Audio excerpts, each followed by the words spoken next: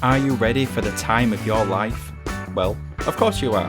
This podcast is all about it. That is literally what we do on That Song from That Movie.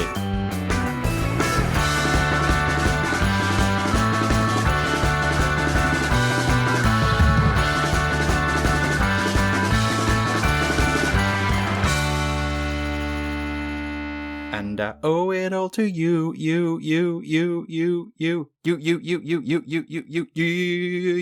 Dirty bit. Dirty bit. Thank you for joining That Song from That Movie, the journey through the very best and worst of movie songs. I am your Spaghetti Arms host, Dietrich, and joining us is the watermelon which baby carried, Alex.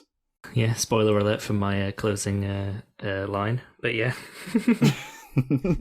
Already taken his closing line. You've got the entire episode to find something new. Nope. Sticking with it? All right, fair enough. I don't do things that way. And completing the lineup is the absolutely gorgeous man who always does the last dance of the season, Ben. No sarcasm? I've won a dancing competition in my life. No. Really? I did, yeah. I was about 6. It was at Holywell Bay in Cornwall, and it was based on a clapometer. I had a lot of family. I was going to say it certainly wasn't when we danced to the Bob the Builder member. Bob the Builder. Yep. We did not win. I think we always claimed we came 4th, but there was never a 4th prize. And there was only 3 competitors. We went down incredibly well with the reception stage to one. Year 2 bracket. Yeah, the key stage one. Yeah. I don't think they got a vote. They weren't allowed to vote. No, it was only key stage 2. It's not fair. Yeah. And Mrs. Weinberg. Shout out to Mrs. Weinberg. I'm sure you're listening. Mrs. Weinberg sounds like a South Park character, doesn't it? But she was real. Okay, I say it's been a while. Been a while. So here we go. I would like to know, in the past fortnight, what have you been watching? Cha. Well, I have watched 2 musicals, actually. Ooh. Go on. I watched Top Hat. It's great for musicals. It's intellectual. That's good. So yeah, I watched Top Hat and also Newsies. Have either of you two seen Newsies before? Newsies? No, that's a new one for me. No, I've not heard of that one. Newsies? So it's obviously Top Hat is like a classic of the genre from the sort of, I want to say 30s. Yeah, I think it was 30s. It's yeah. wild. Fred Astaire, etc., etc. Yeah, Newsies. So there's quite a popular podcast called You're Wrong About, which is a lot of people like. And the host on it always talks about this musical Newsies, which is it's a Disney film. It's from the early 90s, I think 92, 91, 92, and it stars a very young, or a 17-year-old Christian Bale in his first role. Wow. And it is about the newspaper boy strikes of the early 1900s. How did Christian Bale get into the business then? Because what is he Welsh or English? What is he? Well, he was born in Wales, but I think his parents or his dad or something was like a travelling circus performer. Oh wow! I think he moved to America with his sister, and this was his first ever role. I think, but I think he trained as a ballet dancer. We were looking on the Christian Bale. Yes. He was in Empire of the Sun, wasn't he? Which is what, late 80s, which is a Spielberg Oh yes, film? that would have been that would have been his first. That's I always wondered if any kid that's in a movie, I'm like, either your parents are incredibly pushy or in the biz. Yeah, but I think they were in the biz with inverted commas. I don't think they were like in the biz. But yes, it's got an interesting background. It's not an amazing film, but it's also not. It's kind of fun. It doesn't sound it. It's on Disney Plus if you want to check it out. But I think on Disney Plus it's called The Newsboys. I think it was a different name. The Newsboys. But it's funny because it's called The Newsboys, but then it's like 2 seconds into the film there's like a flash card that just says Newsies. Wonder why they changed it. Yeah, I don't know why. As well, Christian Bale puts on this like Brooklyn accent, and it's something you've gotta hear to believe. He learnt the accents later in his life. Well, I think everything has just been an adaptation of this one. I think this was the first, and like everything else is just it's just every single slowly one. chipping away until they go. Okay. Go to this in Batman. You're walking around like etc. What have I watched? I've not been to the cinema in a while. Mainly horror films because my wife likes horror. I watched The Black Phone, which has Ethan Hawke in it. I don't know why it has Ethan Hawke in it because he wears a mask all the way through. Seems the waste of a name, but it's actually a decent film. And then the film Smile, if you saw many posters on buses about 6 months ago, there's a lot for a film called Smile. Yeah, it was a trailer before every film for like 6 months. Yeah, a film I thought was going to be shocking. Turned out it was slightly more interesting than that. Okay. I mean, there's always a weird bar for horror films. I feel like every so often you get an incredibly, insanely good one, and then everything else just seems absolutely shocking by comparison. There's no real middle ground, I feel often. It's either like you're just a slasher gore flick, or you have a point, and not many of them do. D? It's been a while since we recorded, so I've been to the cinema twice. I managed to fit in two no. full trips. Can you believe it? Yeah. I've seen Guardians of the Galaxy Volume 3 and Fast X, one of which made me cry. Obviously, Fast X. I hope it wasn't Fast X. No, I mean, I've heard a lot of people crying in Guardians of the Galaxy 3. I don't know the context. Animal cruelty. Yeah, it's all animal cruelty related. Apparently lots of angry people saying there should have been more warnings that there's animal cruelty in this film. It is by far the most detestable villain they've ever had in Marvel. But as soon as you start being cruel to animals, it's almost like a shortcut to having an evil villain.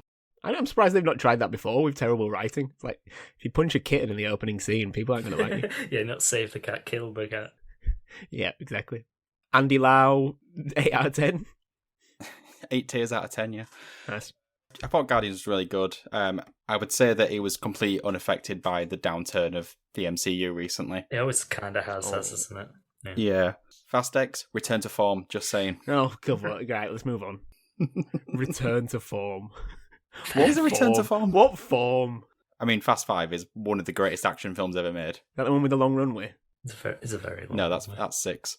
Which is the one where he kind of like jumps out of the car like across like a dual carriageway bridge onto. That's 6 again. That's the last one I think I saw. That's right, Alex gave it up. You didn't watch 7? You haven't watched Furious 7? Did I go to the cinema to see Alex, 6 with Alex. you, D?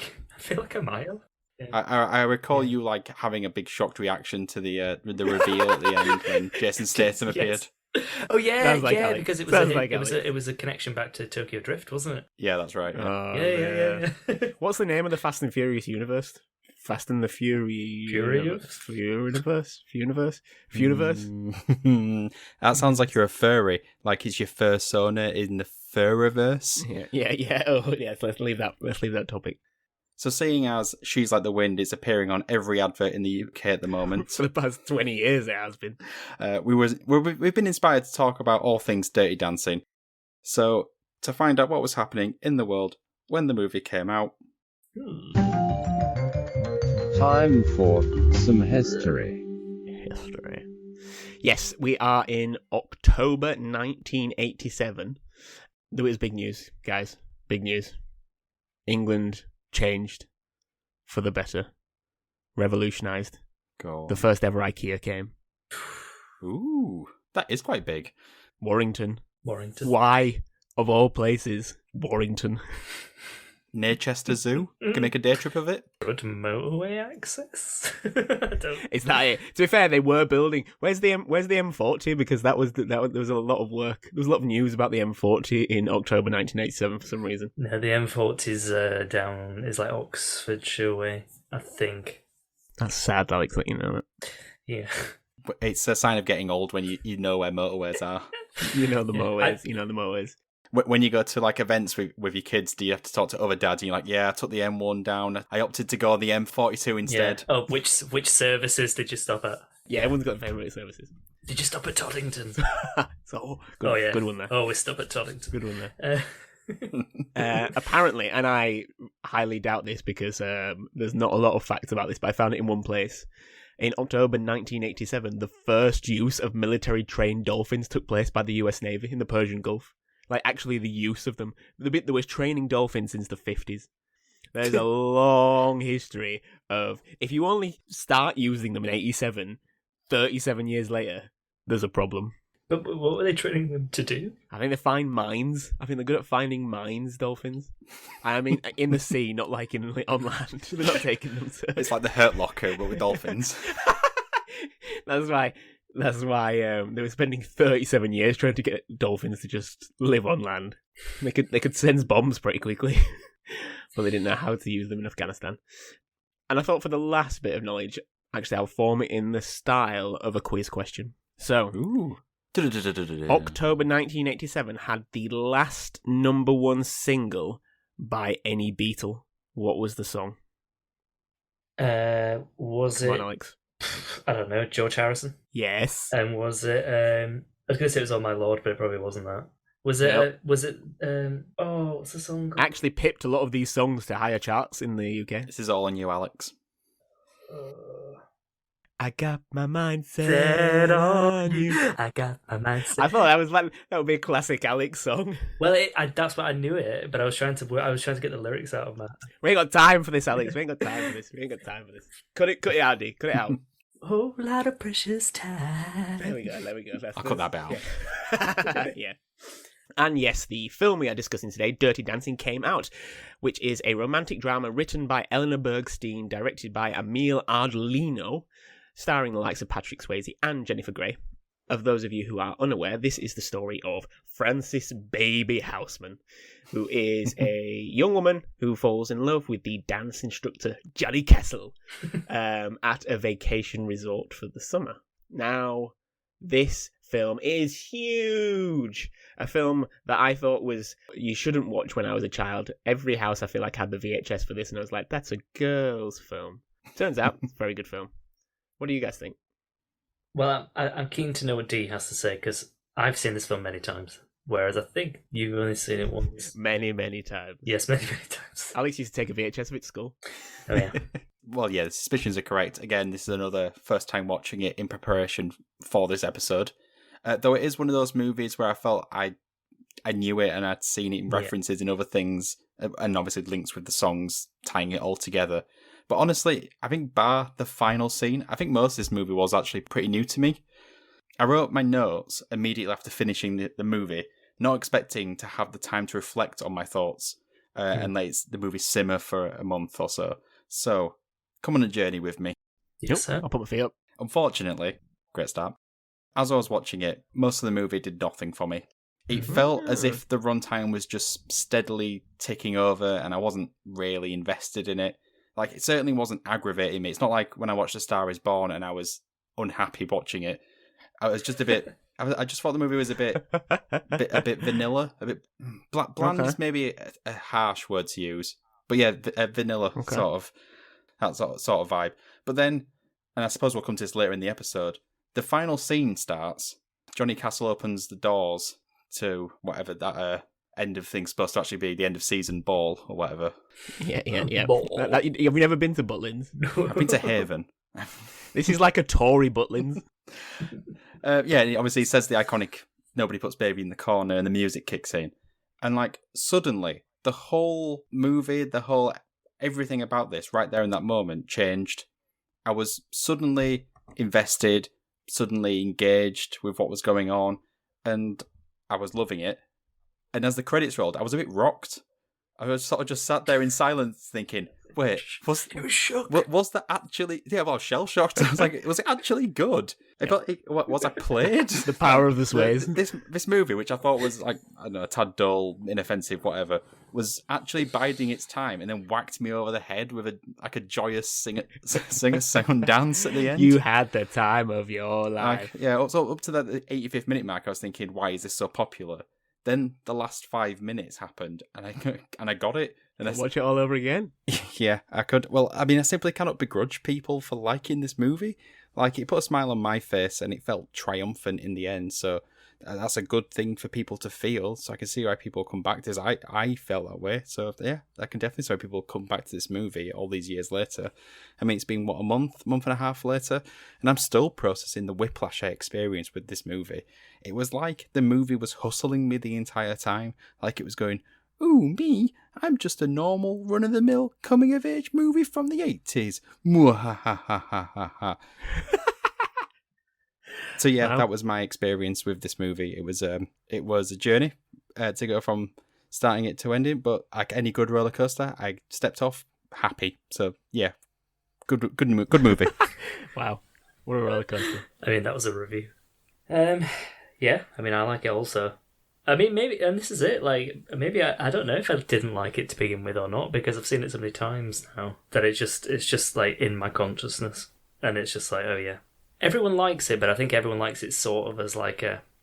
It's not quite a cult movie because I think it's so popular it couldn't have cult status, but it has that kind of cultish vibe about it in that it's it's obviously not a great film, and yet it is. I don't know. It's just one of those films that sits in that space where they didn't make it thinking this is going to be a great film, but somehow something about it makes it. I think it's literally that. Everyone thought it was just going to be like it was made for nothing by comparison to what it made. It was made on a budget of 4.5 million, and it made 214 million.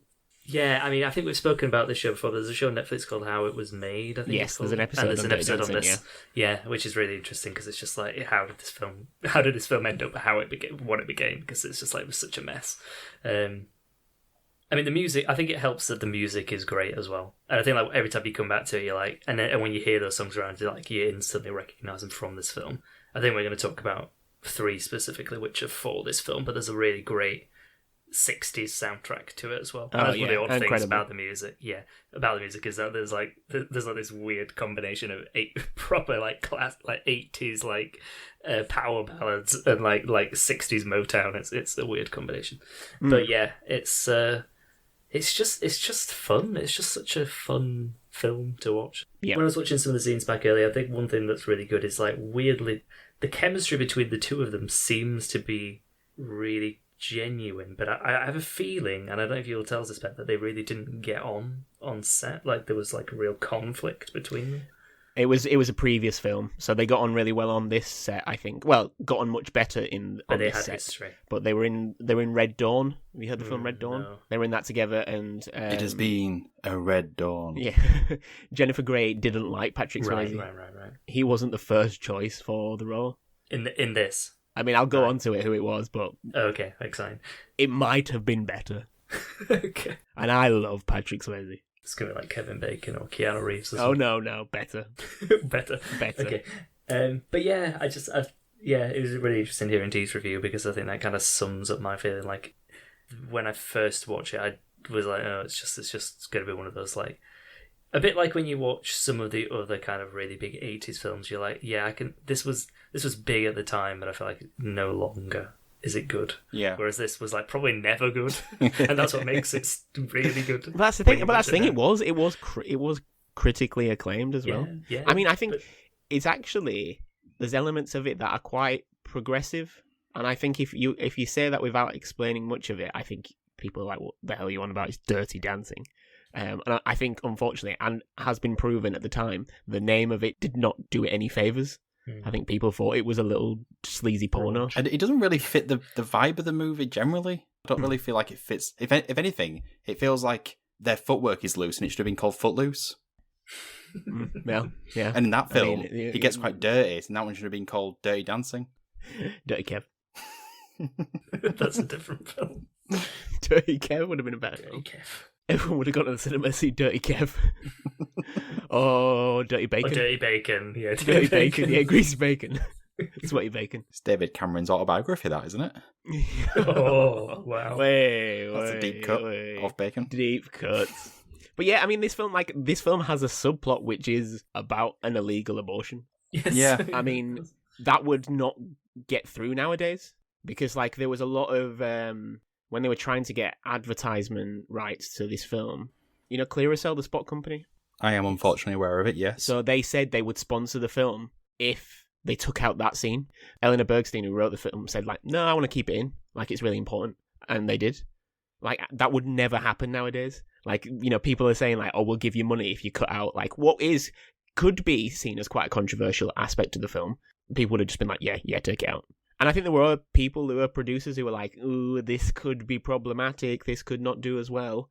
Turns out it got a lot of praise. It got a lot of critical acclaim because of it's not like graphic or in detail. It's like, this person needs an abortion. No one argues with that. They go ahead. It is a botched abortion because of dodgy abortion laws in America, which was quite, you know, core to what Eleanor Bergstein wanted to put across. But it's not like ham-fisted. They don't go into talking about, oh, think about the child, which is very common for American movies of like a certain area. They just kind of go with it. And I think that's quite powerful in a lot of ways for a film that is from the female perspective. And, you know, it is a sexualized film, but that's not ever seen as problematic or wrong. Like, it's just, this is a girl who has, for, you know, lack of a better word, she is just quite young, sex mad, basically. She's just very attracted to Patrick Swayze, and that's what she's interested in, and there's nothing wrong with that. You know, she's not seen as, like, made to be perceived as, like, sleazy or wrong for having these kind of thoughts and ideas, and it's just, like, it is just a fun film, and it doesn't turn into, like, this is the love of my life. It just ends, and they move on. It was a summer fling. Boom, boom, boom. But yeah, I think it is a good point, because I think that scene as well, like, it just grounds what is a fun film in, like, in a serious place in a good way, in that it just, like, yeah, it really is reflecting something within society, within, like, wrapped around in kind of just a, you know, an enjoyable film. Yeah. And like you say, it never takes over the film, but that scene I think is important for making the film matter, or making the story matter, and just be important, where it wouldn't be if she'd have just, like, injured her ankle or something and she had to replace her. Absolutely. The whole thing is to set up her taking her place, so they could have done it another way, but yeah. It elevates both their characters as well, like, you know, how I guess Swayze's character, like, supports them and doesn't argue with it when, I guess, the father figure kind of comes down on him, and Jennifer Grey's character, by, I guess, just how she's willing to just support and just go with it. Like, yes, this needs to happen. It definitely heightens the emotions, doesn't it? Yeah, I mean, those two got huge critical acclaim for their roles, and I guess just how it was written, I think the writing got a lot of praise. The biggest praise was the music, which we obviously will focus on, but someone else was touted for the role, even had test performances, but the chemistry was seen as poor. With Jennifer Grey, or just with Jennifer Grey? It was Billy Zane. Oh, that would have been better. Billy Zane. He's a cool guy. Dirty Billy. He's a cool guy. I don't know what Billy Zane's background is, but they wanted someone who could dance. Like, they didn't want it to be like a swap out.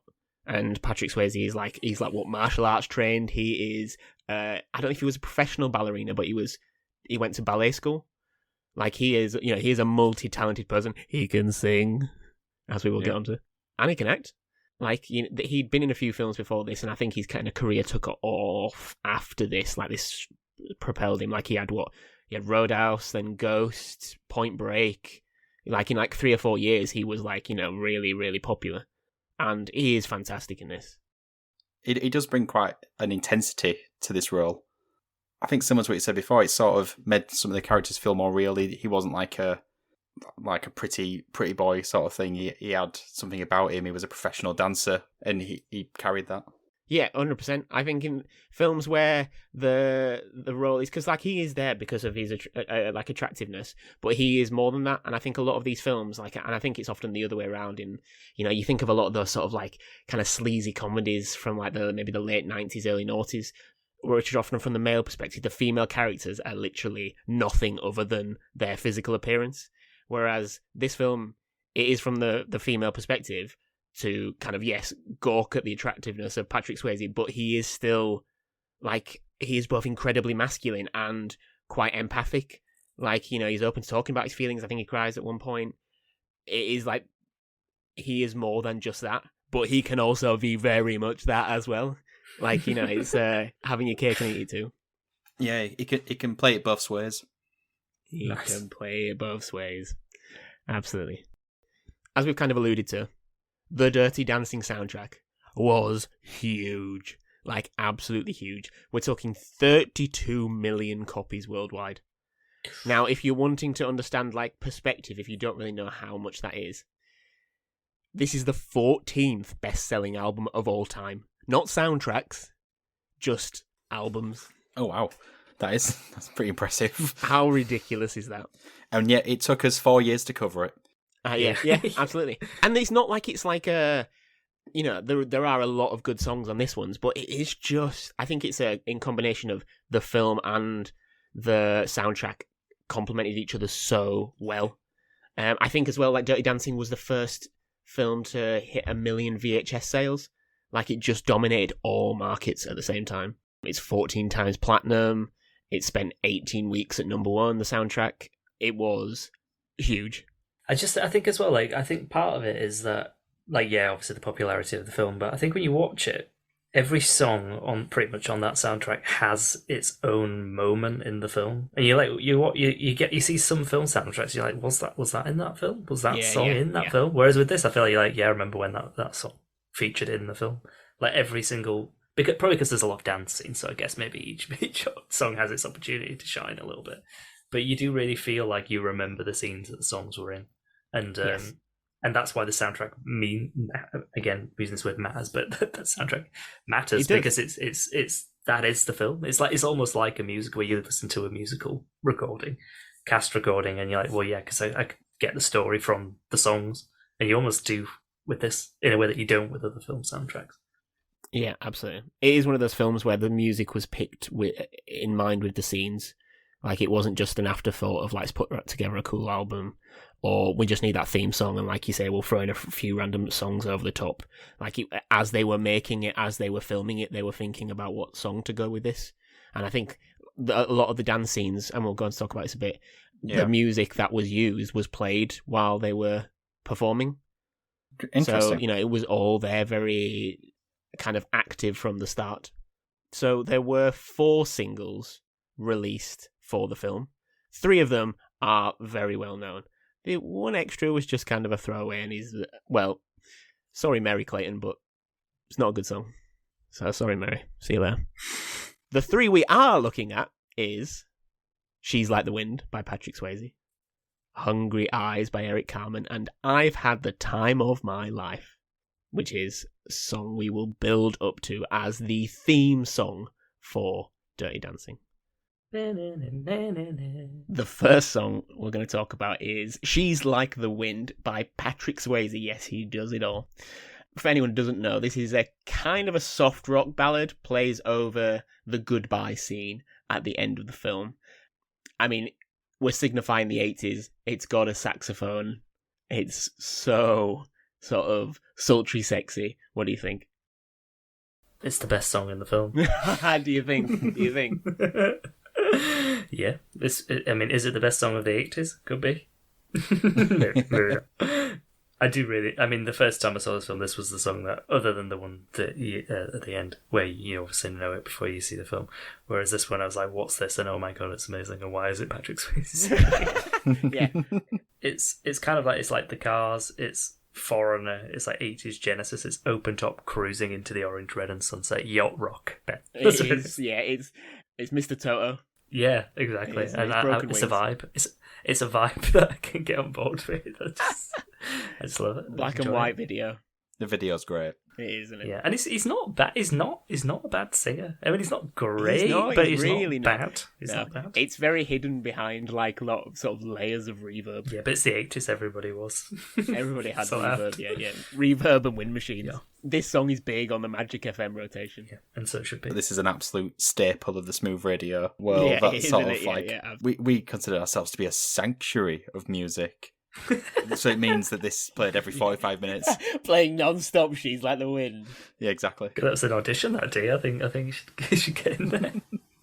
Well, I mean, all I would play is She's Like the Wind, so like I already have the qualifications. Yeah, exactly. You're there. You've got it on CD, ready to throw in.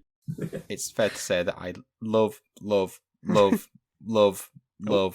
How many loves was that? 5. But it wasn't enough. Not enough. I love this song. It's such an incredibly pure performance from Swayze. It never gets old, despite the fact how much he gets played constantly. Even though we're all these years later, it's still as good as it ever was. I knew of the song before I knew it was in the movie, but I have known it was in Dirty Dancing for a while. So when I finally sat down to watch the movie, this was the song I was most excited for. It's like the one I was most anticipating. Like, how does this fit in the film? But I actually think in the film it's a bit wasted because it's not quite a montage. It's not quite a background song. I thought this was interesting when you said that the songs were sort of almost handpicked. This one feels like it was added long after filming. When they heard the recording and were like, "Oh shit, we need this in the movie. This is great. This is our lead star of this film singing this fantastic song." It's just completely spoken over. It's like Con Air, when we did Con Air. It's like the vocals of the song and the lines of the script are sort of fighting each other to be the dominant part when it should have been probably all montage or like a longer intro so they could have the chat by the car and then have a sad sort of brooding montage with this sort of like playing over the top, much like the music video. Yeah. Well, just everything just goes grayscale all of a sudden. Wouldn't that be great? Like as he's driving off in the car, it goes into black and white. It would have been an interesting artistic choice. So yeah, this song was written by Patrick Swayze.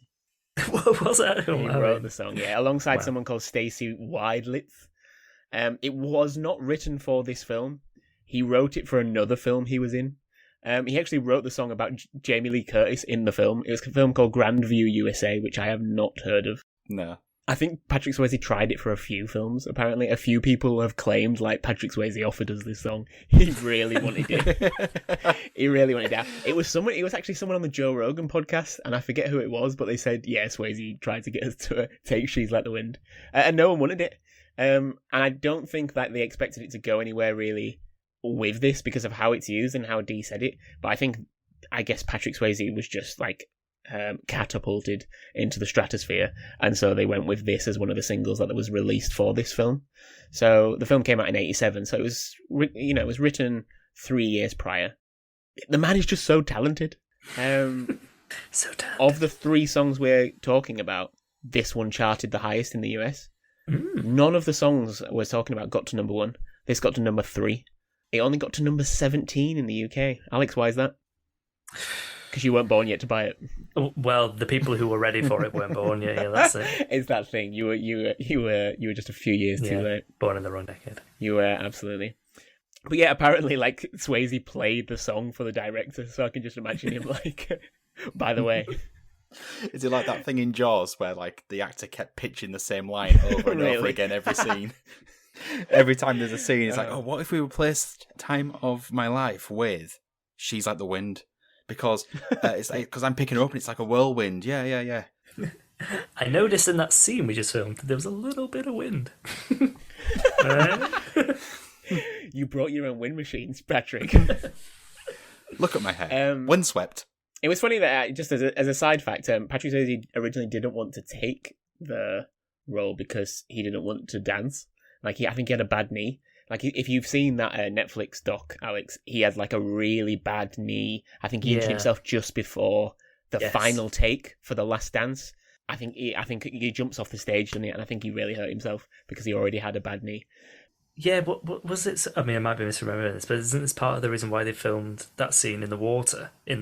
Yeah, there's a lot of stuff like this. I think he was like, maybe wearing a cast or something like that, yeah. But yeah, I mean, this is a great song.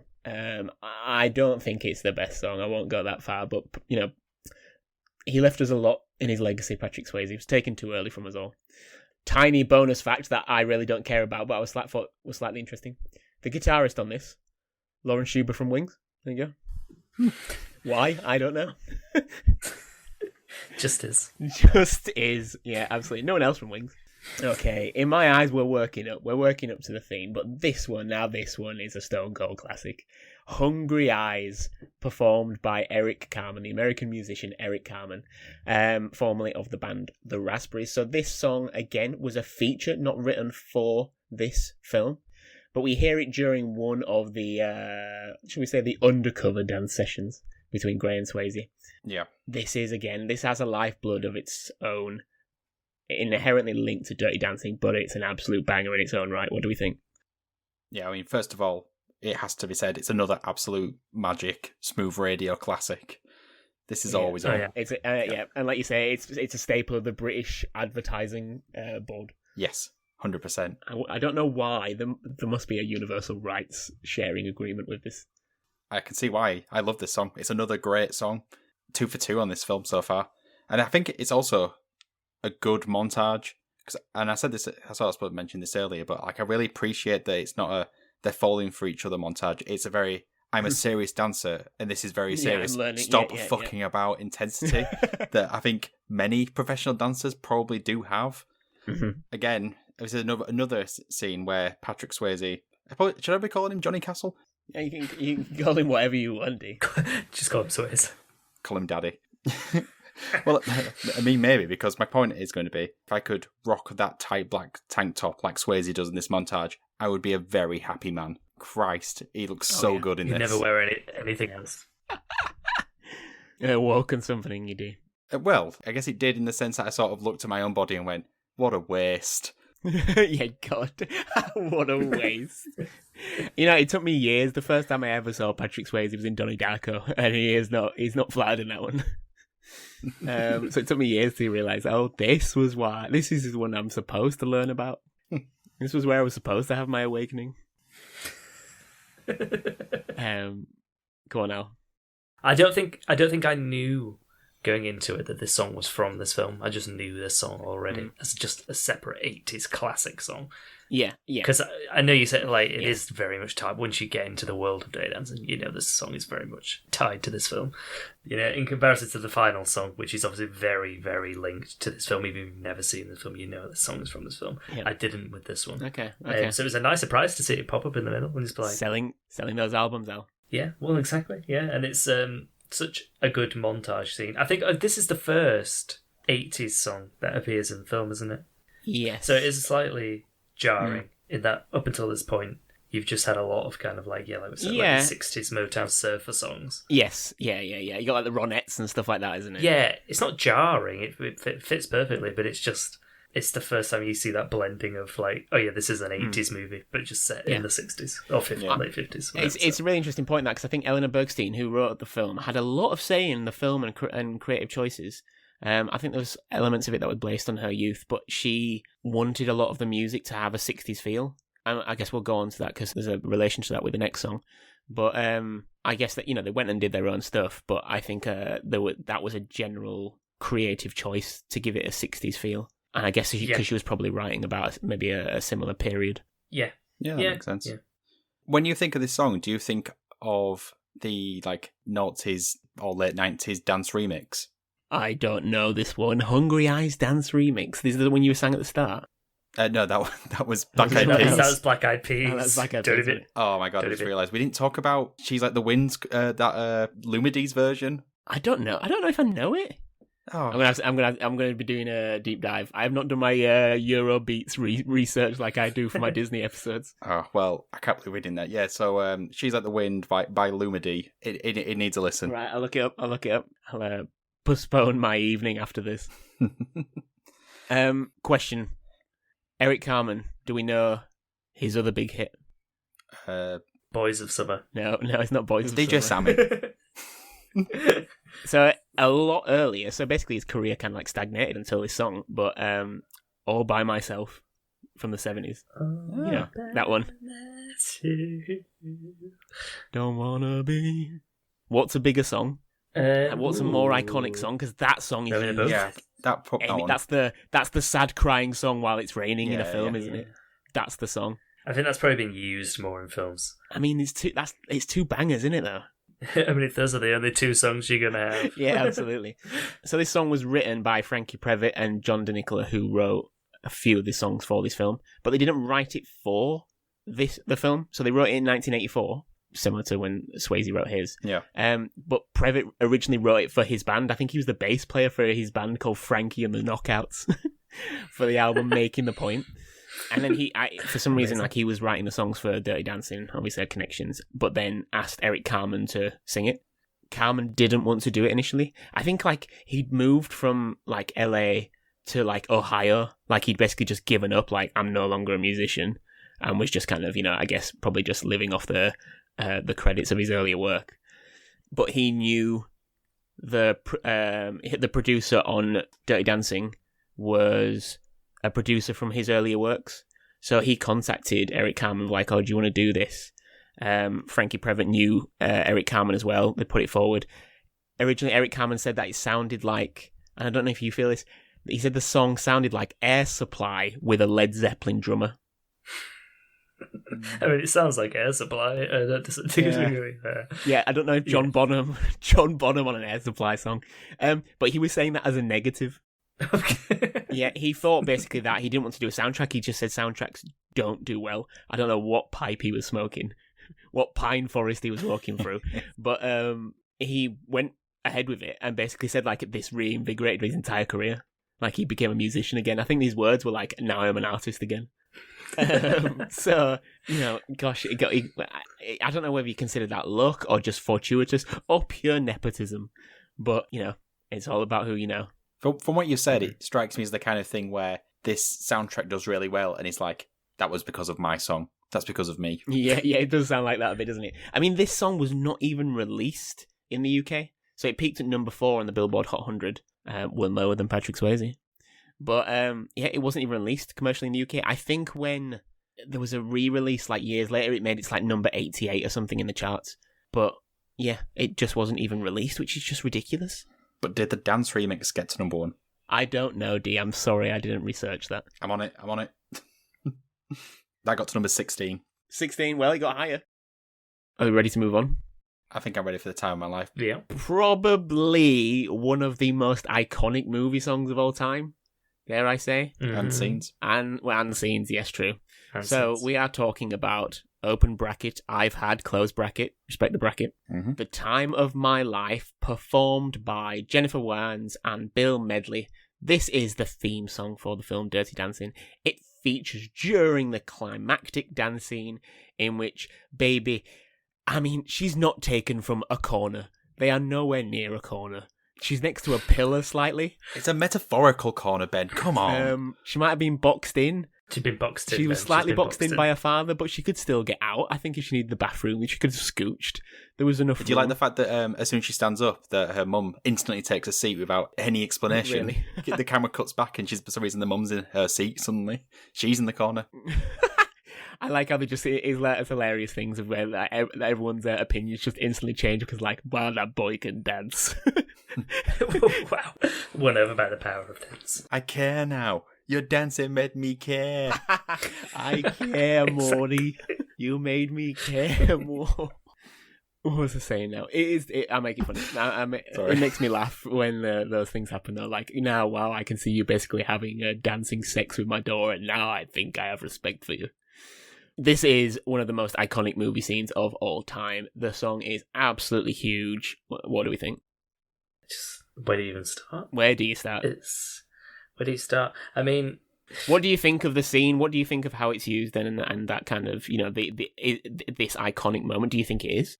Do you think it's an iconic moment? Yeah, I guess just in the sense that they inherently linked. Do you think it's like, is it more like the song just kind of takes it away and you're like, oh, that's that dance scene, but you can't actually remember much about it other than the lift? No, I think you remember it. I remember all the dancing. I think maybe because you've seen it parodied a few times as well, but you just remember it. My favourite bit is when he jumps off the stage and is dancing with the crowd, and she's just like awkwardly stood there on the stage kind of watching it, and it's like, I don't know if they thought that part through, but yeah.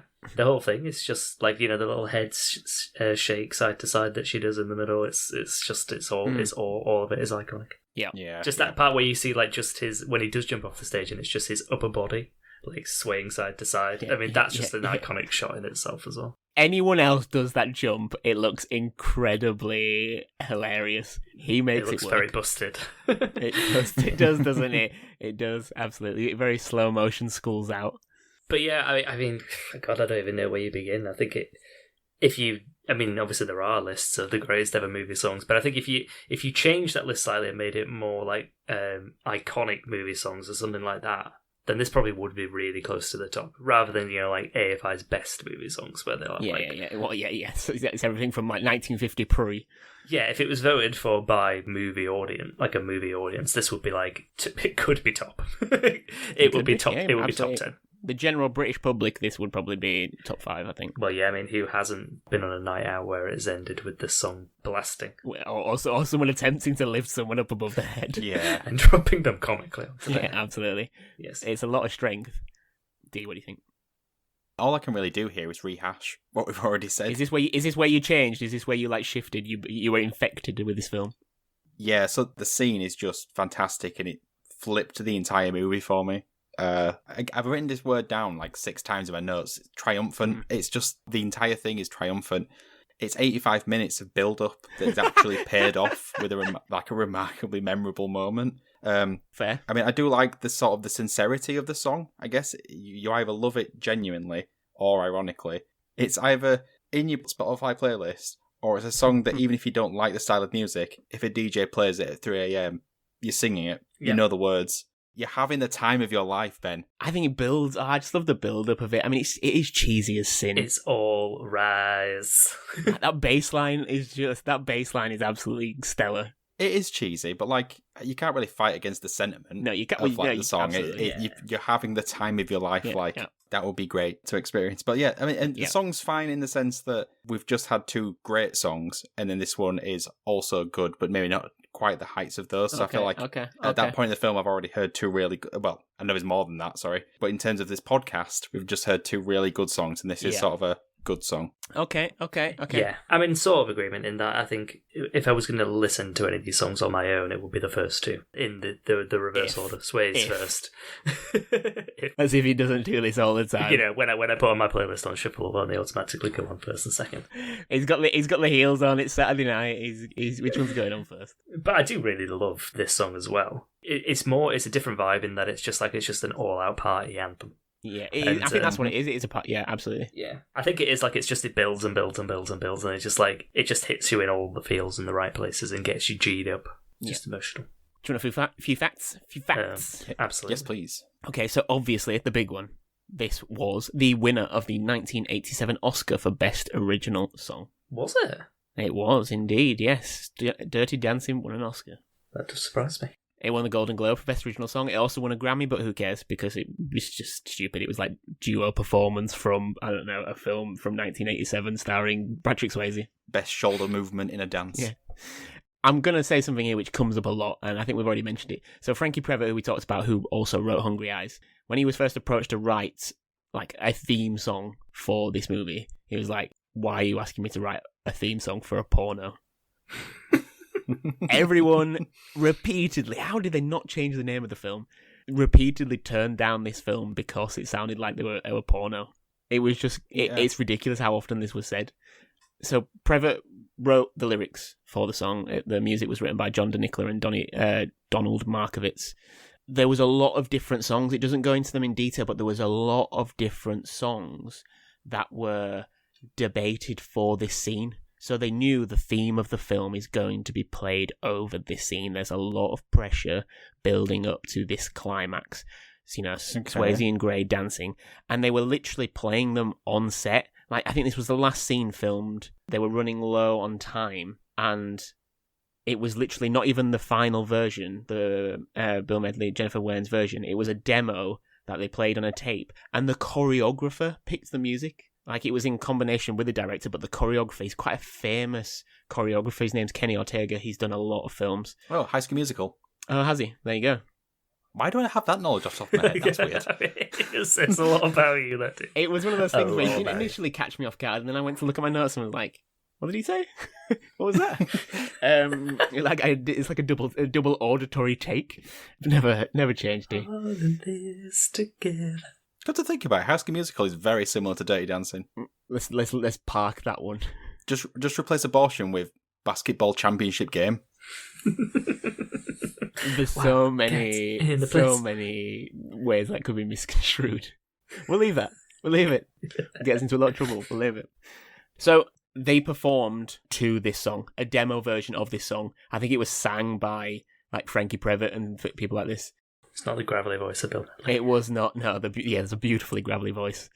No one heard the final version until the film came out, but they performed to a version of that, which I always thought when I first saw it, I thought wasn't the case because I felt like the choreography didn't quite match, but they probably had the choreography for probably weeks. I guess you have to practice. You can't just do it on the set.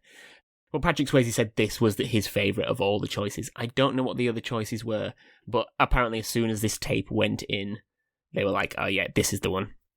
And like I say, you're not even linking that to the big names. The big name of Bill Medley.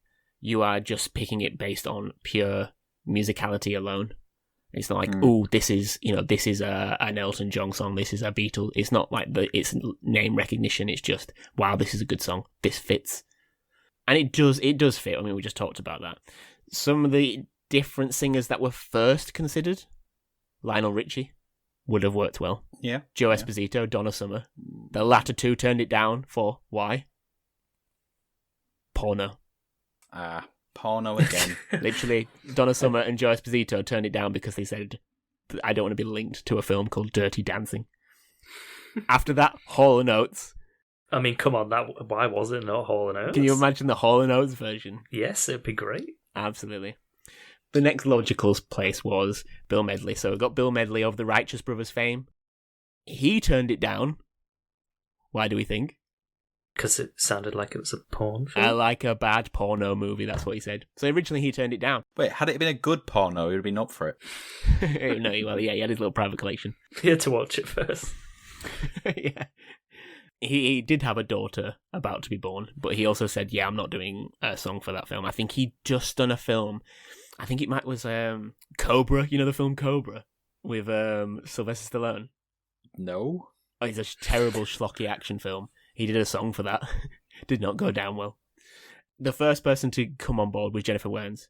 She was convinced by her boyfriend, basically, to take the cash, because she was going to turn it down as well. Her condition that she would sing if they got Bill Medley again. So someone obviously told her that he was considered. They said, I'll sing if you get Bill Medley. I think he was one of her idols. When they went back to Bill, he said that he liked the sound of her voice doing a demo. He said he'd do it. His only condition was that they performed in Los Angeles, which makes me think, like, I ain't going anywhere else. I think a lot of the recording was done in Ohio. And he was like, no, you come to me. I'm Bill Medley. You want the medley? You come to me. You come to the Midmeister. And yeah, I do like this, and I think this is quite common. But they sang the song while watching the scene, so they had a final version of the film of that dance scene, and they sang over it to give it, I guess, an element of the relationship, the back and forth between the two characters. And they said that really helps the blend and the balance and the build-up of their voices. Yeah, it helps with like the crescendo, doesn't it? Like they know when to hit the highest part of the song. Yeah. You know when to come in, don't you? You know, it does work. It is so famous. It is so iconic. The song only got to number 6 in the UK, though. Travesty. As we've talked about, there was a certain Beatle that was topping the charts that week. Similar song, to be fair. Yeah. This one did get to number 1 in the US, but then had a massive drop-off for some reason. It seemed like as soon as the album came out, everyone was just album sales. Yeah. You know, everyone just went straight to buy the album, and that was it. But yes, this is a historic movie song. Yeah, and presumably the Black Eyed Peas did justice to it by probably getting it to number 1 everywhere in the world. Yeah, absolutely. Dirty bit. Top 5. Since we talked about this album being the top 14 albums of all time, by looking that up, I've also seen what are the top 5 soundtracks of all time. So I'm asking you guys, what are the top 5 soundtracks based on sales? Grease. Yeah. Grease is number 5. Whoa. Dirty Dancing. Dirty Dancing is number 3. Sound of Music. Nope. Saturday Night Fever. Sorry, Grease is number 4, not 5. Saturday Night Fever, yes, is number 2. Ooh. So you're doing well. So you got 3. So you got 1 and 5. Number 1 is apparently rumoured to be the 3rd biggest selling album of all time. Oh. Is it a musical? Are any of the musicals? It's not, no. I'd say don't think of the film, think of the person that... Is it Phil Collins? It's not Phil Collins, the 3rd biggest selling album of all time. Is it Michael Jackson? No. Good shout, though. Obviously, the number 1 biggest selling album of all time. I don't know. Beyonce. 1992. Queen. No.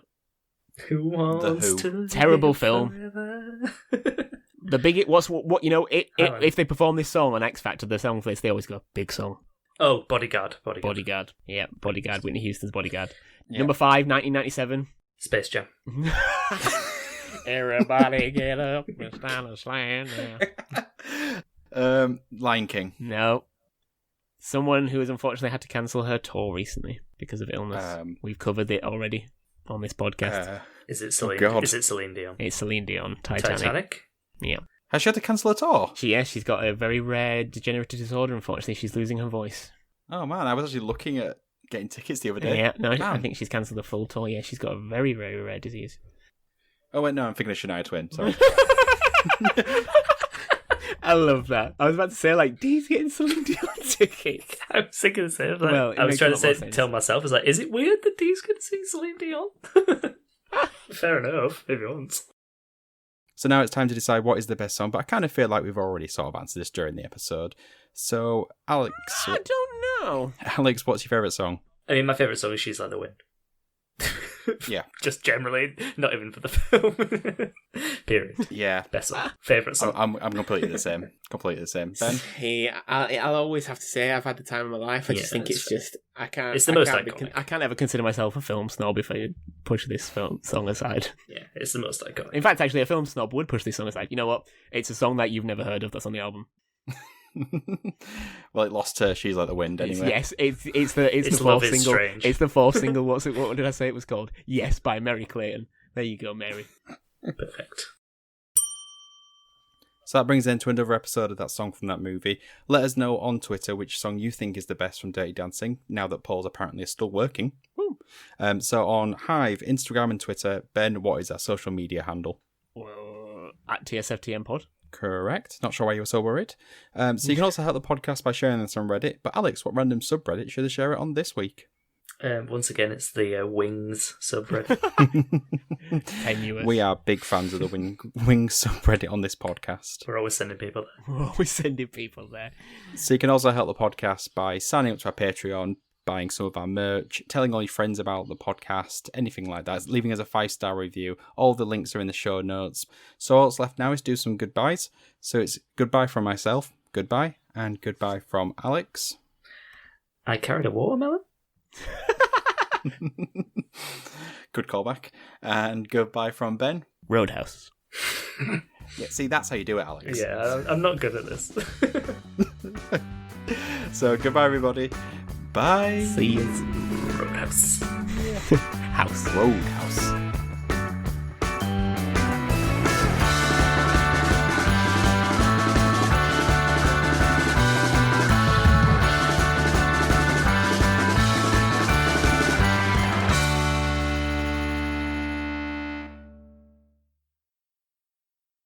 Okay, so the first song. Ow! I kicked the knob off my. Kicked it off my wardrobe. Don't remember that one. Oh, that's annoying. Alright, my fault.